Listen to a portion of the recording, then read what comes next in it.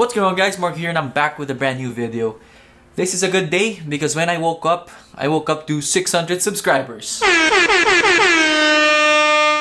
Yeah, I don't know how to make this video any more hype. So I wasn't able to make a 500 subscriber milestone video, mostly because I didn't really expect to hit 500 subscribers and I wasn't prepared for it. So instead, I'm gonna be using 600 subscribers as a milestone because it is a milestone for me. So I've started collecting questions over the past few days because I want to make a Q&A video, and there are quite a lot. I didn't expect for it to be this much.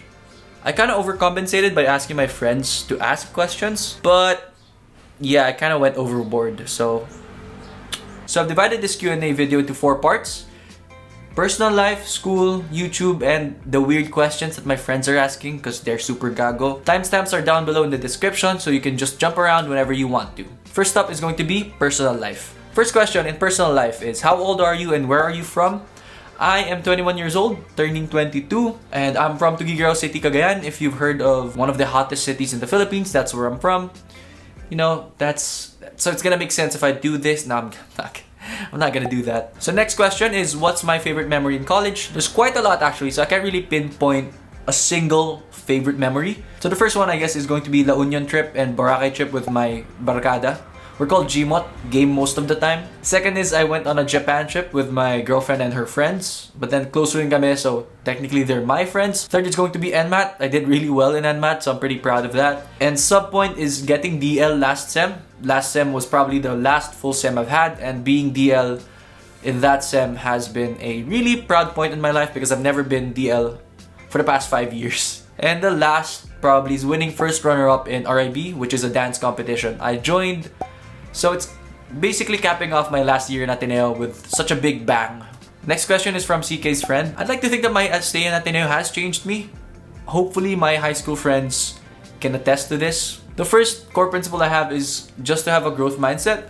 It's not bad to realize that you have some flaws, and with a growth mindset, it's basically having this mindset of having something to improve on all the time. Second is going to be a culmination of Boy Scout, altar servers, being part of the CAT, and being an Atenista, and that is going to be being in service of others. At least with my org work, when I try to do something, the way I see it is it's always going to be for the org and for the advocacy we stand for. And a good way to ground yourself when you want to try to do something is to ask yourself, how can I make another person's life easier? How can I make their life better? Or basically, how can I be of service to you? The third core principle is something that I've internalized over the past few years, but I've only really put into words today, and that is going to be, character is much more important than your past. The basic gist of this is, I notice that a lot of people are super proud of who they are and where they come from, but it doesn't really mesh well with their character. The best example I can give is, I noticed that a lot of people who come from really affluent backgrounds or really great schools whose main vision and mission is to mold students who are supposed to be for the others, for the greater good of society, they have certain opinions that don't really align with that. So yeah, character is much more important than your past. Next question.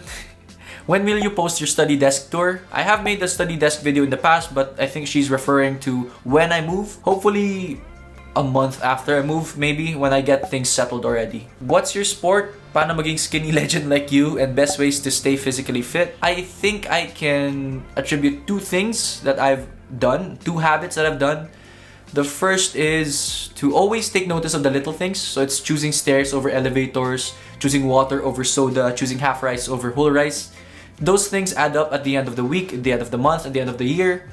So if you wanna try to be healthy, just take mind of the little things that you choose. Back when I still had a weighing scale, the second thing I did was I weigh myself every morning after I wake up.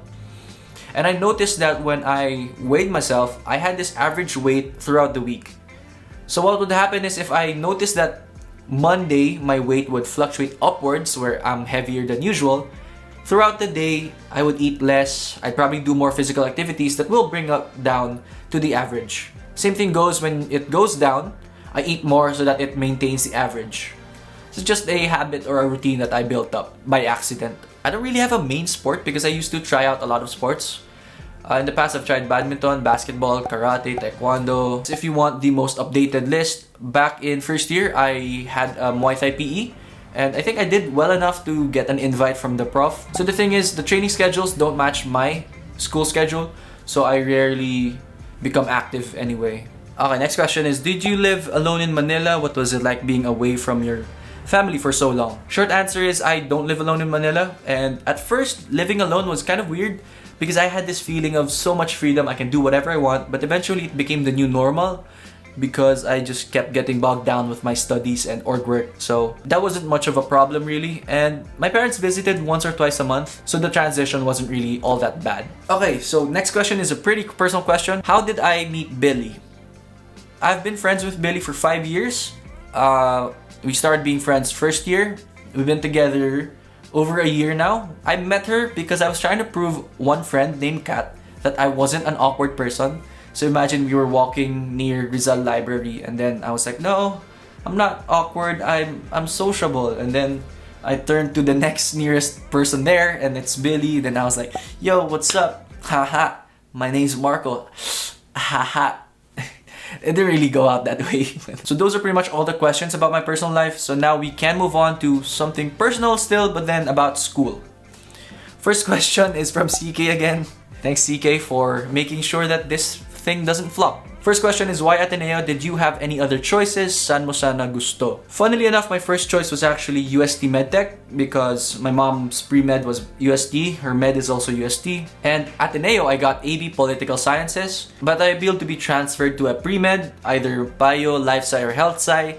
Then I got put into Bio. So I can't really remember what happened, but I want to say my parents decided for me. They said na, oh, doon ka lang sa Ateneo because it has the least amount of friction. By least friction, I mean it was closer to the place we had.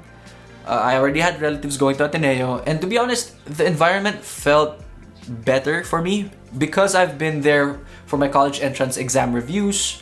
I just like how Ateneo feels in general. So I just pushed for Ateneo. What's the best thing about being a bio student? If you're talking about BS Bio in general, I just like how it's flexible. So if I decide not to pursue a medical degree, I can opt to take electives that will gear towards other goals or objectives that I have in my life. And honestly, the skills you learn in bio don't necessarily go into lab skills. I've learned how to research better, how to write better, and how to just think more critically.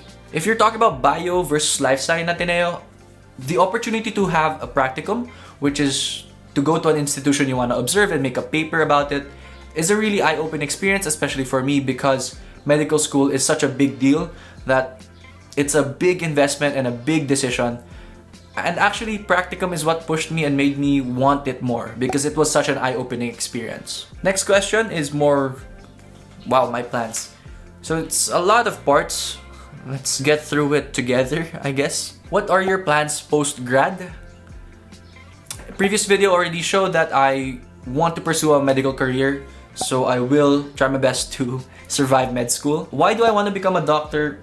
I think that this is the career best fit for me. Like I mentioned a while ago, one of my core principles in life is actually to be of service of others. And one of the most other-centered career path that I know is being a doctor. My mindset when I become a doctor will always be, I want to help people. Little known fact about this, I actually had an anime blackjack effect why I want to become a doctor. It was really funny. And a small part as to why I want to become a doctor is because I see my parents work.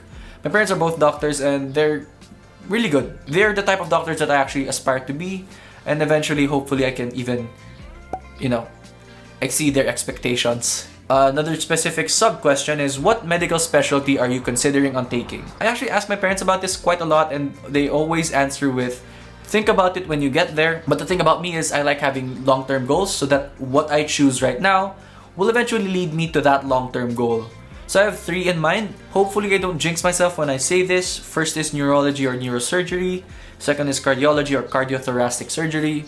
And third is just general surgery or overall. Really wish I can achieve those dreams and goals I have. Next question is actually about school. It's a bit weird, still about school. Do you miss school? Yes, I do. Miss mo na ba kami? Yeah, I miss my lower classmen friends, my lower year friends. Mainly because I wanted to hang out more with them this semester, but because the semester has been cut short, I won't be able to do so.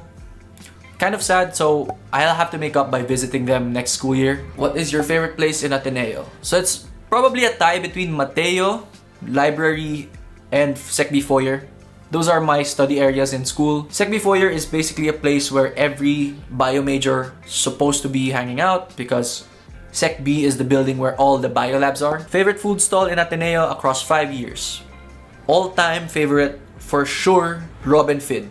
As in, no questions asked. Biggest college regret. My ultimate college regret has to be not taking it seriously first year and second year. I was pretty laid back because I was coasting through high school and I was getting good grades anyway. So I was thinking, yep, college, easy peasy lemon squeezy, but then it wasn't easy peasy lemon squeezy. Next question would be, any tips for Ateneo freshies?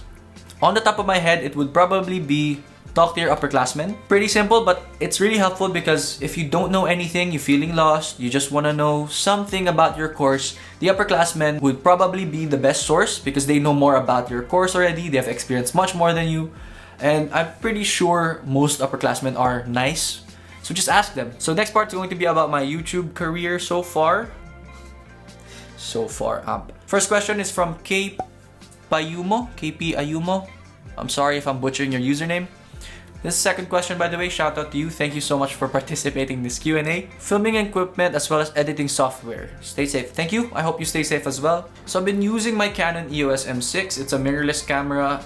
Super small, you can tell. It's super cool because it's a mix of a point and shoot and a DSLR. So you can't customize a lot of things. You can't change the lens. I'm planning to buy a new lens actually. But for your information, I started using my cell phone first because I wanted to know if this is a thing for me, if I like the process, if it's something I want to do long term. After a couple videos, I realized that it's a pretty fun process, it's something I want to do. I decided to save up and buy a mirrorless camera. I use LumaFusion in my iPad. It's a pretty neat app for 1,000 pesos, I think. It's not as extensive as Final Cut or Sony Vegas Pro, but for an iPad, it's pretty good. Next question is another multi-parter. It's a pretty long thread based on my script, so I need water for this.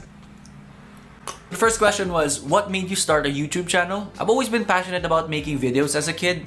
I've been playing around with my dad's cameras, my cell phones, and this question is actually related to Billy's sister's question, which is, what is something a lot of people don't know about you? I actually have 5 channels. Each channel represents a phase in my life where I look up to a certain person on YouTube. So the first channel, my main inspiration is Ryan Higa. I used to make a lot of skits with my closest friends. Second is Freddie Wong. I used to make short films with guns, airsoft, and nerves. Third is a gaming commentary channel. When I want to say X-Jaws, White Boy 7th Street were a big thing, I started doing that as well. Fourth is Rooster Teeth. I was a super big fan of Rooster Teeth to the point where I tried making Let's Plays. The 5th channel is actually this one, and even this one has sub-inspiration. So the first part of my YouTube career, first 12 episodes I think, my main inspiration has been Casey Neistat. The middle portion has been Justin Escalona. And then the latter part, after probably 2 years, I think it was after NMAT, my main inspirations have been Ali Abdal, Karma Medic, and Sebastian Priye. As to why I started this specific channel, at first I wanted to just compile all the videos in my phone. I had a lot of videos of me hanging out with friends, having fun, and it was taking up a lot of space on my phone. So I decided, why not just compress everything into the most fun parts and upload it somewhere I will always see. That's why if you checked out my first few videos, it's all just compilations. Next question from Jiro. What's your motivation for making videos? My 2 main motivations until today have always been these 2. First is I love the process. I love the fact that I have to write out the video, I have to film it, edit it, watch it over again before uploading it. That process is such a fun process for me, and I get a kick out of just spending time with myself and talking to myself and a camera. And the second is I'm really passionate about the topics I talk about. So when you see me talking about school, about how to study methods, productivity, those are the things that have been on my mind since 3rd year, 4th year, and 5th year, and I've been developing those ideas for quite some time. And another motivation I have for making videos that only happened fairly recently is the fact that apparently my videos have impact on people. I see a lot of comments recently that apparently I inspire them to make videos, I inspire them to study more, I've changed like a perspective, I gave them ideas, and I didn't really expect for that to happen, to be honest. I just like talking about these topics, and I'm glad that it has some form of impact. And what's cool about this is I started thinking more about the videos I make now. So my videos nowadays have more thought into it, which is really nice. Next question is, how do you handle or manage your fans? I'd like to think that I don't have fans.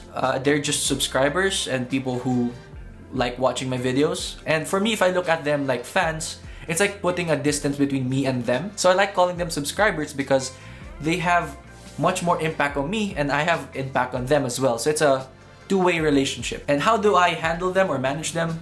I just interact with them as much as I can. If I have time to reply, I will reply. If I like what you commented, I'll probably laugh at it because I really do like a good laugh. And to be honest, I just give the respect that is due to them because I wouldn't have reached 600 subscribers if it weren't for them. So I try to be as giving as I can. Next question, gaming channel? I don't know. I still have my capture cards. I'll probably make a gaming video soon, like a let's play or whatever. Next question, what's your favorite video? This is a hard question because I've had a lot of videos already. So I think my favorite video would have to be how to study for NMAT for real this time. I even did it in the same pacing as the video. I like that video because I had to script it, and it's actually the first video I had that was actively trying to teach people, and it really had to pull all the creative juices, all the research I can, just to make a video that is actually helpful and is actually trying to help. And that pretty much ends the YouTube part of this video. Now we move on to the weird ones. I am kind of nervous about this because they are quite weird, but I want to have fun with this Q&A, so let's go. First question is, what happened to being the grass meditator? I don't know if you're asking what happened after or what happened in the grass meditator days. One time, one of my friends held a party in their house and I got super drunk to the point where I started meditating in their garden and I started doing planks. And then whenever they'd call me inside the house again, I just meditate and be like, no, it's okay. I'm meditating. I'm not drunk. Yeah, that was such a low point. I think that happened like second year. That happened second year. I was legal at the time. Favorite temperature pag nag-aircon? According to my friend, whose major electives are related towards ecology and environment, he said that the best one is 21 above, I want to say.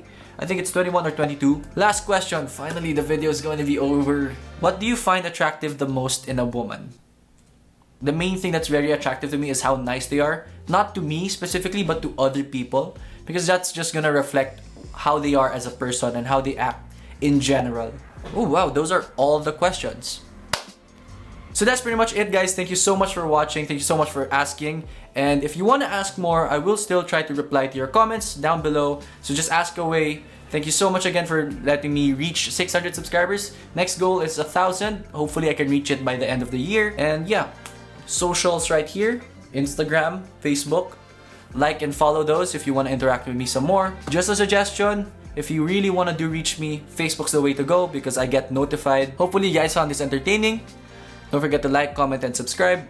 See you guys in my next video. Oh, before I forget, what direction? Subscribe, next video. Peace.